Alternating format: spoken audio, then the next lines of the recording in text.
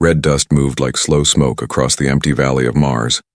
Machines hummed far away, digging for minerals, their metal arms moving in the thin air. Inside a small metal cabin stood Eli Tanner, a quiet man with tired eyes. His hands were covered in oil and rust. Every day he fixed broken mining drones for the Mars colony. Every night he sat alone in silence. Eli had once been an engineer, a dreamer, a husband. But that was before the reactor accident, before fire and steel took away his wife, Lena. Now all he had left was her old hologram. Every night he turned it on and watched her smiling face appear. The projection flickered, her voice soft and sweet. "Did you eat today, Eli?" it asked, repeating the same question it always did. He smiled weakly. "Yeah, Lena, I ate. It was a lie." He hadn't eaten since morning. Food didn't matter much anymore. Only her voice did. It kept him human, but tonight something felt wrong. The air inside the cabin was colder. The power lights blinked faster than usual. The hologram shimmered, then froze. "Lena?" Eli whispered. No answer. The projection glitched, broke into static, and vanished. The room fell dark except for the dull red light outside. Panic hit him. He tried to restart the system, but the power grid failed. Then something strange happened. The old screen beside him flickered to life on its own. Blue text appeared, one word at a time. "New companion request accepted, incoming arrival. Unit 27B. Human female." Ailey frowned. What the hell is this? He hadn't ordered anything. He lived alone for a reason. But the message continued flashing as if someone or something had already made the order. The system showed the sender's ID. When he saw the name, his hands froze. "Order placed by Lena Tanner." Eli stepped back, his heart racing. No, that's not possible. Lena had been gone for 3 years. Her access codes were deleted after her death. How could she place an order? He checked the log files, but they were locked behind a code he hadn't seen before. His wife's old encryption signature. Outside, a low alarm started to sound. The sound of an incoming shuttle landing. Eli ran to the window. Through the thick Martian dust, he saw a silver craft descending. Its thrusters blew up clouds of red sand, glowing under the weak sunlight. The message on the screen blinked again. "Prepare docking area. Arrival in 02:45 minutes." Eli grabbed his jacket and stepped outside. The cold wind stung his face. The air smelled like rust and iron. The shuttle landed with a heavy thud, shaking the ground. Steam hissed out as the ramp opened slowly. From the light and smoke, a figure stepped out. It was a woman, human. She wore an old spacesuit, scratched and patched in many places. Her helmet came off and Eli saw her face, round, tired, yet strangely calm. Her dark hair was tied in a messy braid. Her eyes searched the red horizon like she had been waiting for this moment all her life. "I'm Mara," she said quietly. "Unit 27B." Eli didn't move. He just stared at her, confused and wary. "There must be some mistake," he said. "I didn't order anyone." She looked down, a sad smile on her lips. "You didn't, but your wife did." Her words felt like a punch. "How do you know my wife's name?" Eli demanded. "I don't," she replied softly. "It was in my assignment file. It said I was meant for you." The wind howled around them, carrying dust like red ghosts. Eli looked back at the shuttle. It was already powering down, remote-controlled, ready to leave. Whoever sent her didn't plan to take her back. Eli took a slow breath. "This can't be real," he whispered. But as he looked at Mara again, he noticed something strange. The sensors on the ground, the small blinking devices that measured radiation, were all flickering wildly, showing high readings. It was as if her presence had disturbed the planet itself. "Are you sick?" Eli asked, stepping closer. She shook her head. "No, I've always been different." The dust swirled around them, glowing faintly red under the setting sun. Inside his chest, Eli felt something he hadn't felt in years, not fear, not anger, but curiosity. Who was this woman his dead wife had sent? And why did Mars itself seem to react to her arrival? The shuttle engines powered off completely, leaving them in silence. The sound of the wind was the only thing left. Eli turned toward his small cabin. "You'd better come inside before the storm hits," he said. Mara followed quietly. As the metal door closed behind them, the lights flickered again. And for a split second, Lena's voice echoed faintly from the broken speaker. "Take care of her, Eli." Eli froze. Mara looked at him, eyes wide. Outside, thunder rolled across the red horizon, and deep beneath the colony, something old woke up. The storm outside had grown wild, scratching against the metal walls of Eli's cabin. Red dust moved like angry ghosts through the thin air. Inside, the lights blinked weakly as power came and went. Eli stood near the old heater, watching the strange woman he had just brought in from the storm. She was sitting on the floor beside the doorway, helmet off, her suit half open to breathe. Her face was tired but calm.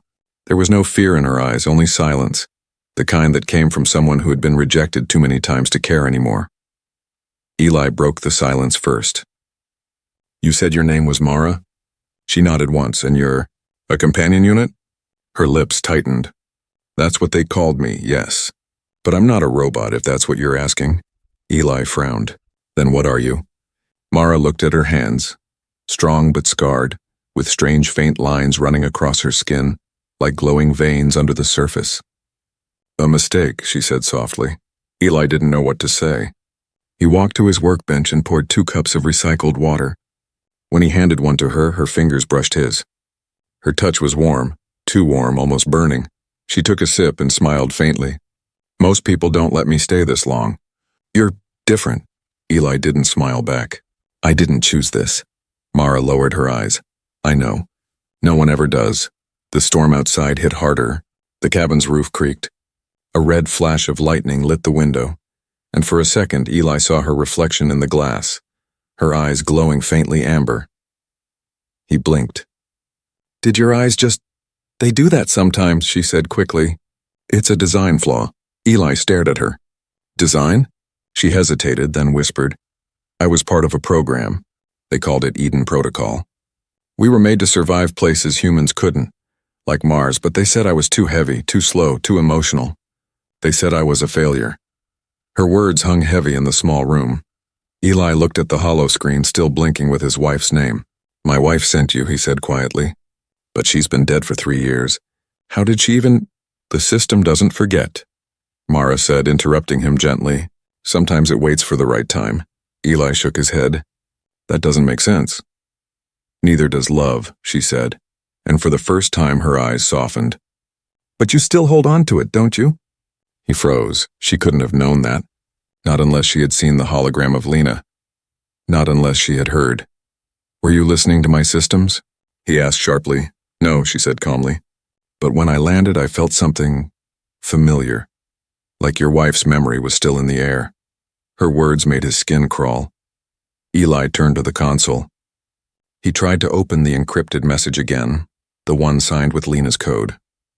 The system flashed red. "Access denied." Then the screen changed on its own. Text appeared slowly, one word at a time. "Protect her. She will change everything." Mara stood behind him, reading it too. Her voice trembled. "That's your wife's code signature." Eli's throat went dry. "You're saying my wife predicted this? Predicted you?" "I don't know," Mara said. "But if she did, then maybe she wanted you to finish what she started." The heater went out suddenly. The power cut off completely. The sound of the storm vanished, replaced by a strange, low humming from under the floor. Eli looked around. "Do you hear that?" Mara nodded slowly. "It's not the wind. It's calling me." She walked toward the maintenance hatch, her movement slow but certain. Eli grabbed her wrist. "Stop, you can't go down there."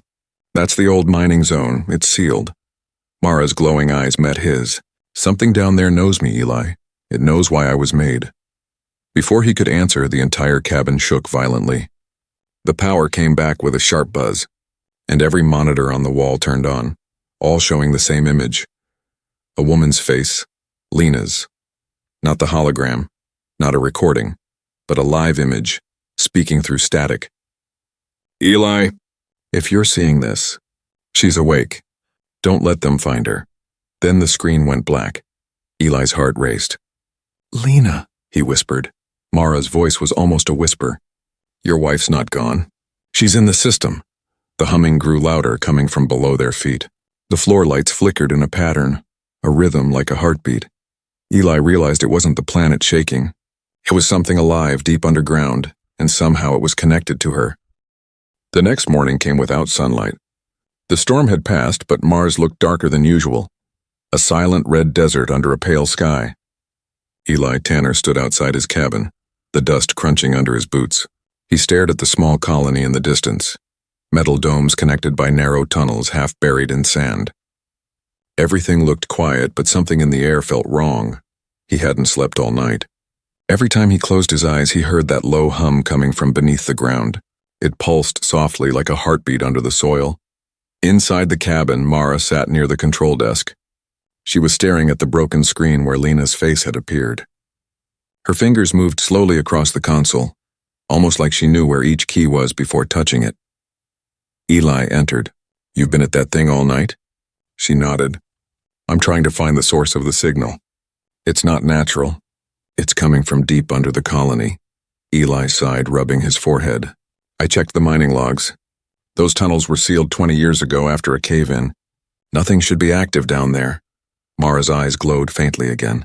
"And yet something is." Eli sat down across from her. "What do you think it is?" She didn't answer. Instead, she turned one of the screens toward him. The display showed a pattern, a repeating wave of sound that looked almost like a voice. "It's talking," she said. "I just can't understand the language." Eli frowned. "Talking? Mars can't talk." Mara's voice was calm but cold. "Neither could I. Until I landed here." Her words made the air inside the cabin feel heavier. Eli leaned back. "You think the planet is alive?" "I think something buried in it is alive," she replied. "And it's using our systems to speak." She pointed to the data. "Every time the signal pulses, it syncs with the colony's power grid, like it's breathing with us." Eli checked the readings himself. The numbers were impossible. Voltage spikes that came from nowhere and then vanished again. "This isn't possible," he whispered. Mara looked up. "It's more than possible. It's designed. Someone built this." Eli froze. "Built what?" "The thing that's calling me." Her tone was quiet, almost afraid. She stood up and touched her arm. Beneath her skin, faint red light pulsed in the same rhythm as the signal. Eli stepped closer. "You're syncing with it," Mara nodded. "I think I was made for it." "The Eden Protocol. It wasn't just about surviving Mars, it was about connecting to it." Eli felt a chill run through him. "You're saying my wife knew about this? That she made you for this?" Mara looked down. "Maybe she didn't create me. Maybe she discovered me." Before Eli could reply, the alarm outside began to blare. Red lights flashed across the walls. "Radiation spike," he said quickly. "It's coming from the tunnels." Mara's eyes widened. "It's waking up." Eli rushed to shut down the alarms, but the system refused. The entire colony network had gone online, and every monitor now displayed one phrase repeating over and over: "Return to Eden." Eli's heart pounded. "What the hell is this?" Mara stared at the words, her face pale. "Eden. That's the name of my protocol. The system is talking to me." The floor started to vibrate again, stronger this time. Dust fell from the ceiling. Outside, the red sand began to shift, forming small cracks that glowed faintly. Eli grabbed his toolkit and flashlight. "If something's down there, I need to see it." Mara caught his hand. "If you go alone, it'll kill you. The tunnels aren't safe." He met her eyes. "Then we go together." For a moment she hesitated. Then she nodded. They opened the old hatch in the cabin floor. A cold rush of air hit their faces, metallic and old like the breath of something ancient. The ladder led into blackness. Eli turned on his flashlight, the beam slicing through the dark. "Stay close," he said. As they climbed down, the hum grew louder, now mixed with whispers. Not human voices, and something deeper, mechanical yet alive, Mara whispered. "It's calling my name. Don't answer," Eli said quickly. But the whisper came again, clearer this time, through the radio, through the ground, through their bones. "Mara, come home."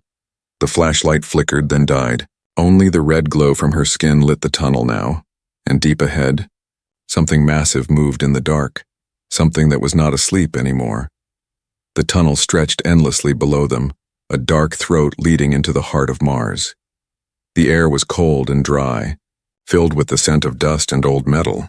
Eli's boots echoed softly as he walked behind Mara, their flashlights throwing shaky beams across rusted walls covered in strange marks. Not letters, not symbols, but patterns that pulsed faintly when Mara walked past. Every few seconds, that deep hum returned. Soft, steady, like a sleeping heartbeat beneath the planet's skin. Eli whispered. These tunnels were sealed before the colony was even built. How are they still active? Mara didn't turn around. Maybe they were never dead, she said quietly. After what felt like hours, they reached a massive door buried in stone. The metal was smooth, black, and warm to the touch, as if it had a pulse. There was no handle, only a circular plate in the center covered with dust. Eli wiped it clean. No control panel, no entry code. How do we open it? Mara stepped closer. The faint glow in her veins brightened. I think it knows me. Before he could stop her, she pressed her hand against the plate. The door came alive. Lines of red light spread from her fingers, racing across the surface like lightning. The hum turned into a low, vibrating tone that made Eli's chest ache. Slowly, the door slid open with a deep metallic sigh. Inside was a huge chamber, dark, circular, and filled with machines unlike anything Eli had seen. Glass pods lined the walls, each one cracked and empty except for one still sealed in the center. A faint light glowed inside it. Eli stepped closer and froze. Inside the pod was a woman. Her hair floated weightlessly in blue liquid, her face peaceful, her body motionless. But Eli knew that face. He would know it anywhere. Lena, he whispered. Mara's voice trembled. Your wife. Eli stumbled forward, his mind spinning. She's alive. He wiped the fog from the glass and saw the name engraved on the side. Dr. Lena Tanner, Project Lead, Eden Protocol. The shock hit him like cold air. She built this place. Mara's eyes glowed brighter, reflecting the red lights dancing across the machines. Then maybe she built me. Eli turned to her, confused. You said you were rejected, a failed unit. But if Lena was behind it, why would she make you? Mara looked down. Maybe I wasn't meant to be perfect. Maybe I was meant to learn. Suddenly, the lights in the chamber flickered. Screens around them came to life, showing Lena's face, older, tired, and covered with scars. A recorded message began to play. If you're watching this, it means the colony failed. And the planet is fighting back. Eden was never just about adaptation. It was about rebirth. Mars is alive and it has memory. We needed humans who could connect to it, not control it, not survive it, and become part of it.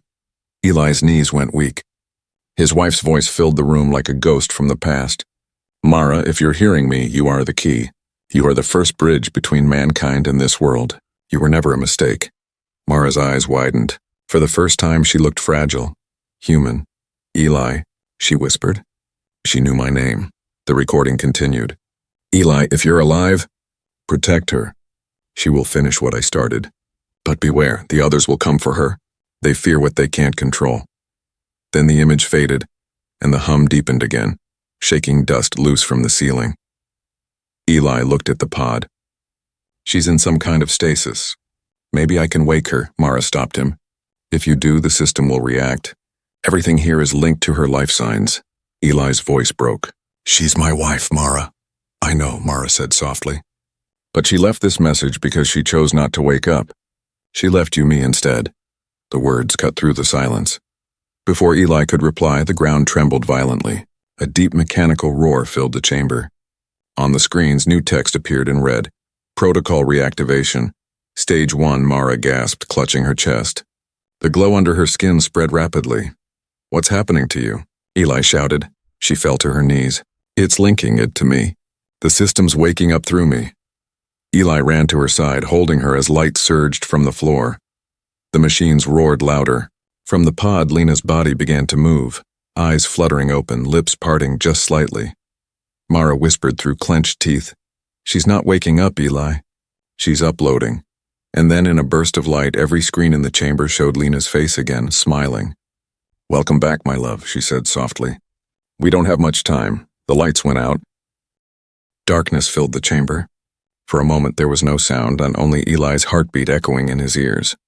Then the lights flickered again, glowing red like veins under skin. The air felt alive, humming softly with energy. Eli Tanner held Mara in his arms. Her eyes were half open, glowing faint amber. Heat rolled from her body like waves from a furnace. The symbols on the walls began to pulse with the same rhythm as her heartbeat. Mara, he whispered, shaking her lightly. Stay with me. Her voice came weak but clear. It's inside me now. The system, it's merging. Before Eli could answer, the air shimmered, and Lena's voice filled the room, not from a screen, not from a machine, but from everywhere. Eli, don't be afraid. Eli froze. The voice was soft, human, his wife's voice exactly as he remembered it. Lena, he whispered. Where are you? I'm here. I'm not flesh anymore, Eli. I became what Mars needed me to be. The center pod opened with a slow hiss. The blue fluid drained away, revealing Lena's body, lifeless, pale, but peaceful. Her mind was gone, transferred somewhere else. Eli took a step closer. What did you do?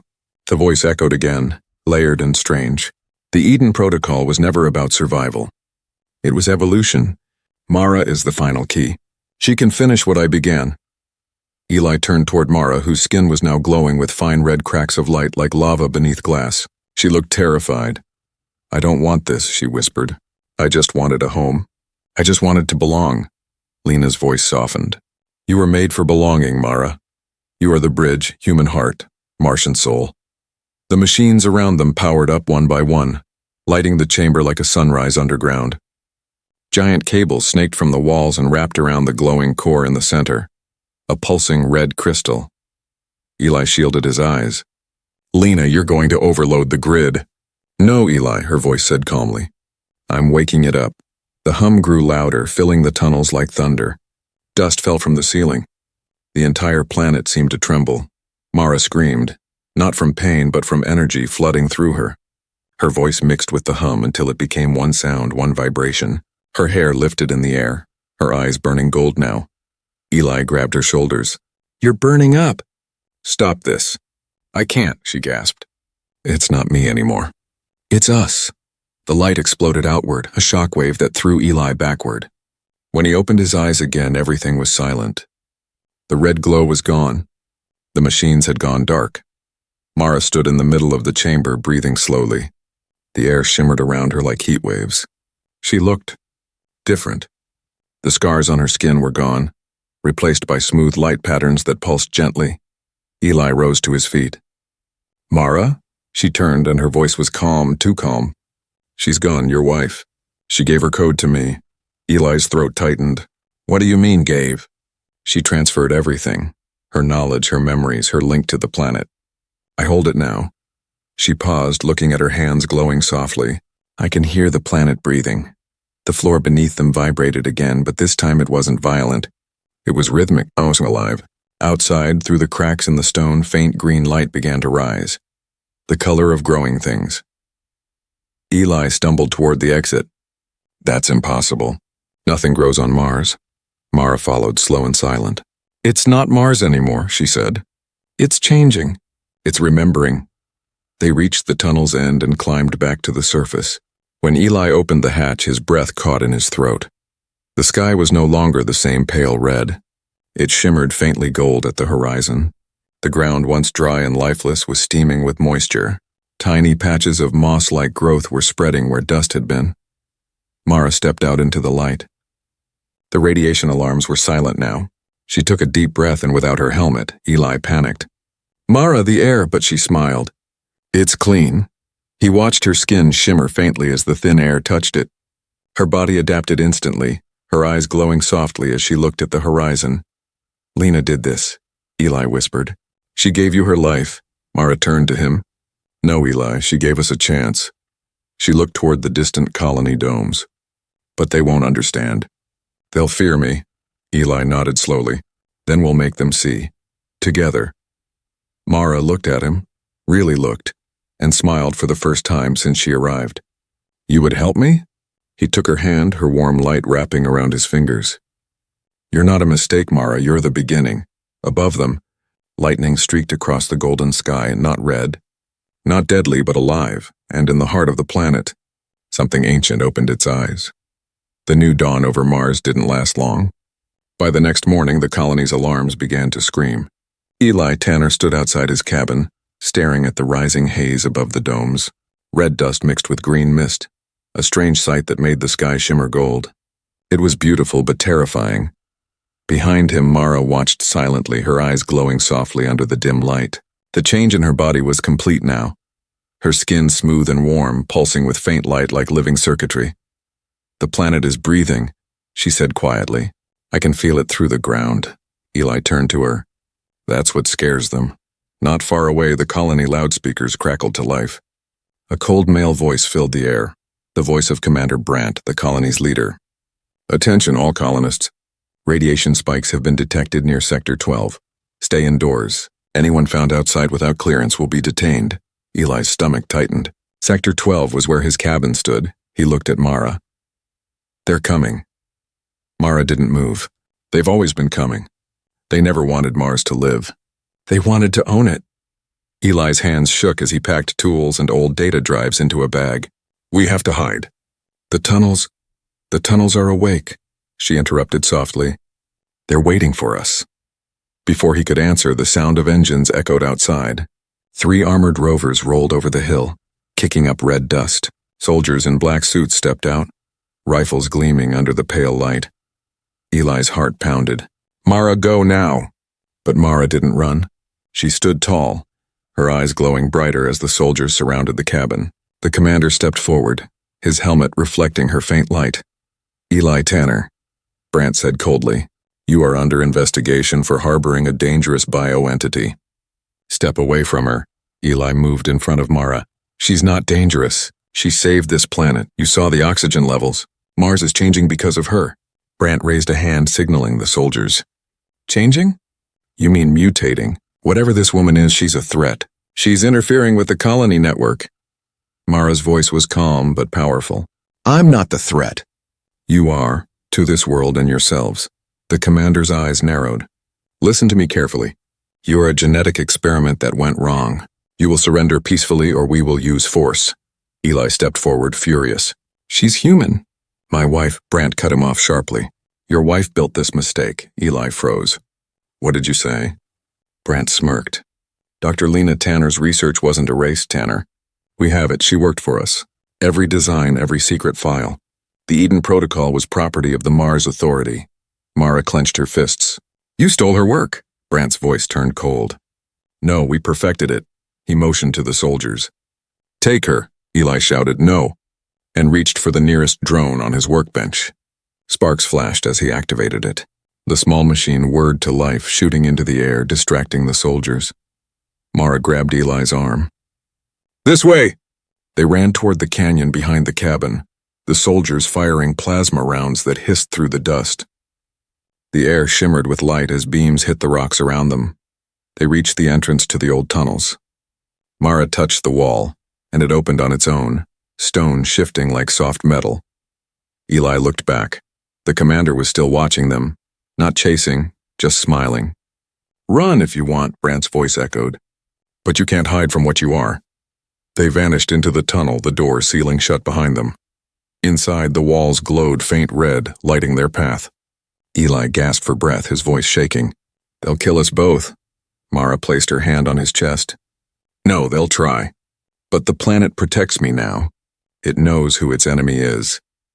As they moved deeper, the humming sound returned, stronger than before. It wasn't just under the ground now. It was in the air, in their blood. Eli whispered, "What's happening to you?" Mara's voice trembled. "It's not just me anymore, Eli. It's spreading." He frowned. "What do you mean?" "The air, the soil. The plants that weren't supposed to exist, and they're growing faster. The world is adapting to me." A moment of silence passed before she looked into his eyes. "If I die, Mars sleeps again. If I live, it becomes something new." Eli realized then what the commander feared. Mara wasn't just evolution. She was freedom. Suddenly, the tunnel lights turned blue, a warning color. The ground shook again. On the communicator, Brandt's voice came through once more. "Eli Tanner, if you hear this, you have 1 hour before we burn the tunnels. You can surrender or die with your creation." Eli gritted his teeth. "He doesn't understand."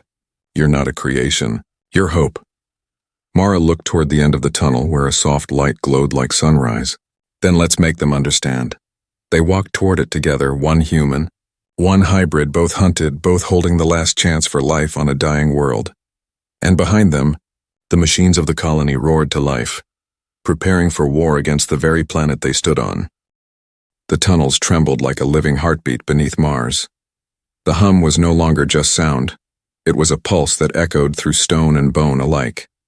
Eli, Tanner, and Mara ran through the glowing passageways, red light following their every step. Behind them, explosions rumbled through the colony above. Commander Brandt had started the purge. Eli, Mara said breathlessly, her voice trembling with both fear and calm. They're burning the tunnels. He looked back, eyes filled with determination. Then we move faster. There's an exit near the reactor core. If we reach it, we can stop the overload. Mara nodded, though she already knew what he didn't. The reactor wasn't just a machine anymore. It had merged with the planet, with her. As they turned a corner, the tunnel opened into a vast chamber glowing with red crystal veins. At its center stood the main reactor tower, broken but alive, pulsing like a massive heart. Eli stared in disbelief. Lena's design. It's grown. Mara stepped forward slowly, the light from her skin matching the rhythm of the core. It's calling me, she whispered. Eli grabbed her arm. No, you can't connect again. The last time almost killed you. She looked at him softly. It didn't kill me, Eli. It made me what I was meant to be. Above them, the loudspeaker crackled with static. Brandt's voice cut through the silence, cold and sharp. This is your final warning. Power surge in 3 minutes. The tunnels will collapse. Eli's heart raced. He turned to Mara. If that reactor goes, the entire colony, everyone, dies. Mara's eyes glowed brighter. Then I'll stop it. Before he could protest, she stepped onto the platform and placed both hands on the reactor's surface. The light burst outward, blinding and beautiful. Mara! Eli shouted, rushing to her side. But a shockwave threw him back. He hit the floor hard, dazed. When he opened his eyes, he saw her floating a few inches above the ground. Hair lifted, body surrounded by ribbons of light. Her voice echoed through the chamber, no longer human but not mechanical either. Eli, the planet is awake. He crawled forward, shouting over the roar. You can't do this alone. You'll burn out. She smiled gently, the same way his wife Lena used to. I'm not alone. And in that moment, Eli understood. Lena's consciousness wasn't gone. It lived within Mara, and now so did Mars itself. The lights turned white hot. Through the cracks in the ceiling, sunlight poured in, real sunlight. The storm above had cleared. The air shimmered golden. Eli's communicator buzzed again with Brandt's furious voice. What have you done, Tanner? The radiation levels are dropping. The reactors are static. Then silence. The walls began to glow green as small vines pushed out from the cracks. Soft, fragile, alive. Eli stood weakly, staring in awe. Life, he whispered. It's really happening. Mara landed gently, her eyes glowing bright gold now. She turned to him, smiling softly. It's beginning, Eli. Mars is breathing. But her light was fading. Eli rushed to her side. No, stay with me, please. She touched his face with trembling fingers. I can't stay. I gave everything, my energy, my body. But the world will remember me. Tears burned in his eyes. You're not just memory, Mara. You're the future. She smiled faintly. Then live it for me. Her hand slipped from his and light poured from her chest, rising like smoke, spreading through the chamber, up the tunnels out into the open sky. Eli stumbled after it, climbing through the broken passage until he reached the surface. And what he saw took his breath away. The once dead desert was alive. The ground shimmered with patches of green moss. The air looked softer, bluer. The sun, dim and red only hours ago, now glowed golden through the thin mist. He stood there, tears on his dusty face, whispering her name. Mara, a soft voice, not from any machine but from the wind itself, whispered back. He taught me love. I taught the stars to live. Eli smiled through his tears. He looked toward the horizon where the colony domes reflected the new light. People were stepping outside, their helmets off, breathing freely for the first time. The alarms were silent. The war was over. He sat down on a rock, exhausted but peaceful, watching the sky slowly turn blue. In the distance, the red planet bloomed, the first world reborn by human hands and a woman they called a mistake. And somewhere deep beneath the ground, the hum continued, steady, alive, and eternal. Mars was no longer just a world. It was home,